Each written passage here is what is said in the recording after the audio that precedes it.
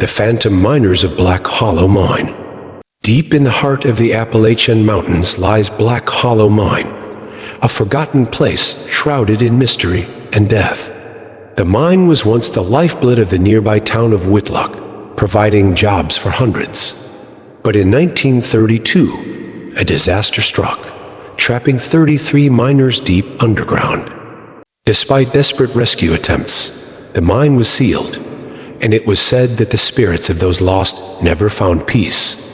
The entrance was eventually welded shut, and the mine became a forbidden place, a dark legend that locals avoided at all costs. In 2019, 3 friends Tom, Jack, and Sarah decided to explore Black Hollow Mine, lured by the thrill of the unknown. Tom was the leader, always seeking the next adventure. Jack, the jokester, was fearless. And Sarah, the skeptic, was cautious but unwilling to be left out. They had heard the stories of the mine, but they didn't believe in ghosts. To them, it was just an old, abandoned tunnel, perfect for a night of exploration. The evening was cold, with a biting wind that whispered through the trees as they reached the mine's entrance.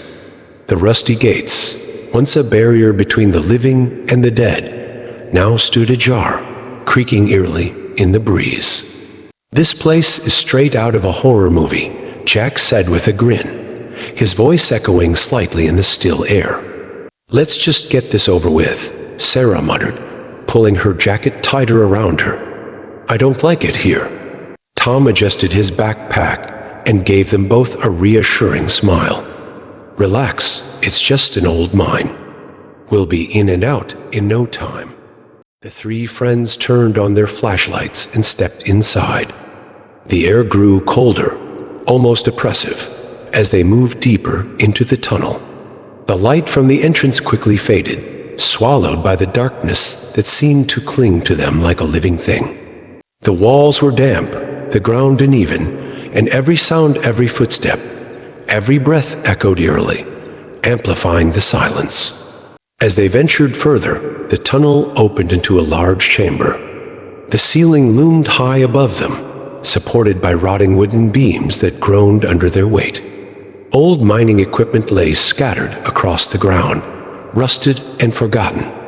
"This must be the main hub," Tom said, his voice low, almost reverent. Jack picked up an old pickaxe, examining it with mock seriousness. "Think this thing could still dig? Maybe we'll find some treasure. Or maybe we'll find bones," Sarah snapped, her nerves fraying. "Can we just get what we need and go?" Tom nodded and set up the camera, focusing on capturing the eerie atmosphere. "Let's get some shots here, then head back." But as they worked, a faint, distant sound reached their ears, a low, rhythmic thumping, like the beat of a drum. Jack froze, the pickaxe slipping from his fingers. "Did you guys hear that?" Sarah's eyes widened as the sound grew louder, more distinct. "It's coming from below us." Tom's expression darkened. "That's impossible. This place has been abandoned for almost a century." Suddenly, the ground beneath them trembled slightly, as if something was stirring deep within the earth. The thumping stopped, replaced by a faint whispering that seemed to rise from the very walls. "Get out. Leave this place." The voices were faint, barely audible, but unmistakable. "Did you hear that?" Sarah whispered, her voice trembling. Tom swallowed hard, trying to stay calm. "It's probably just the wind passing through the tunnels." "No, that was a voice," Jack insisted, his bravado fading. "Maybe we should listen." Just as Tom was about to respond, their flashlights flickered, plunging them into near darkness. The whispers grew louder, more insistent, echoing through the chamber. The words were garbled, overlapping, as if spoken by many voices at once. "Help us. Trapped. Join us." Sarah clutched Tom's arm, her breath quickening. "This isn't right, Tom. We need to leave." Before he could reply, a sudden coldness enveloped them, so intense it made their breath visible. The air seemed to thicken, pressing in on them from all sides. Then, from the darkness, figures began to emerge shadowy, indistinct shapes, moving slowly toward them. "Oh my God," Jack breathed, stumbling backward. "What is that?" Tom's voice was strained as he tried to reason with himself. "It's just shadows, just tricks of the light." But deep down, he knew it wasn't true. The figures grew clearer, taking the shape of men in ragged clothing, their eyes hollow, their faces gaunt and twisted in pain. They were the miners, the ones who had never left. One of the figures stepped forward, its eyes locking onto Tom's. Its mouth opened, but the words were a chilling whisper, carried on the icy air. "You shouldn't be here. They're coming." Before Tom could react, the ground beneath them shuddered violently, and the walls began to crack. The sound of collapsing stone echoed through the tunnel, followed by the agonized screams of the trapped souls. "Run!" Tom shouted, grabbing Sarah's hand. They sprinted back toward the tunnel entrance, but the path seemed longer, twisted, as if the mine itself was trying to keep them inside.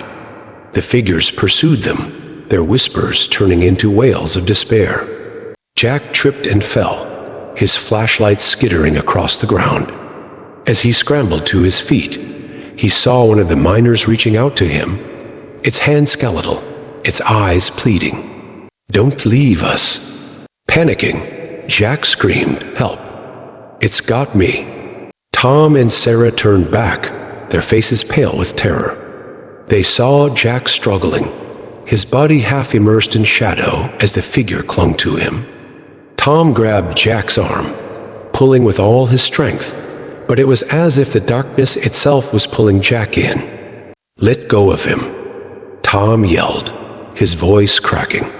But the miner's grip was unrelenting. Jack's face twisted in terror as he was dragged deeper into the shadows. The last thing they heard was his scream, cut off abruptly as the darkness swallowed him whole. Tom and Sarah ran, their hearts pounding, the wails of the miners echoing in their ears. The tunnel twisted and turned, the walls closing in around them. The whispers became a cacophony, urging them to stop, to turn back. But then, up ahead, they saw at the faint light of the entrance. With a final burst of energy, they sprinted toward it, the oppressive darkness clawing at their heels. They burst out of the mine, collapsing on the cold ground outside. The night air was sharp and clear, but the horror of what they had seen lingered like a dark stain on their souls. Tom and Sarah never spoke of what happened in Black Hollow Mine. They told the authorities that Jack had gotten lost, but they knew the truth. The mine had taken him, just as it had taken the miners all those years ago. Weeks later, Tom started having nightmares. In them, he was back in the mine, the whispers surrounding him, drawing him deeper into the darkness. And every time, he would see Jack standing among the shadows, his eyes empty, his voice echoing in the void. "You should have stayed. We're waiting." One night, Tom received a package with no return address. Inside was an old tape recorder, covered in dust. His hands trembled as he pressed play. The recording was distorted, filled with static, but underneath it, he could hear Jack's voice, faint and desperate. "It's so dark. I can't see. They won't let me go." The tape ended with a final, haunting whisper, "Join us." Tom smashed the recorder, but the nightmares continued. Every night, he heard the voices, the cries of the lost souls calling him back to Black Hollow. He knew that one day he would return because no one ever truly escapes the darkness of the mine. Subscribe. Link donation in description. Thank you for joining us on this eerie adventure. If you're craving more horror, be sure to subscribe and explore the nightmares waiting in our other videos. Dare to watch them if you can handle it.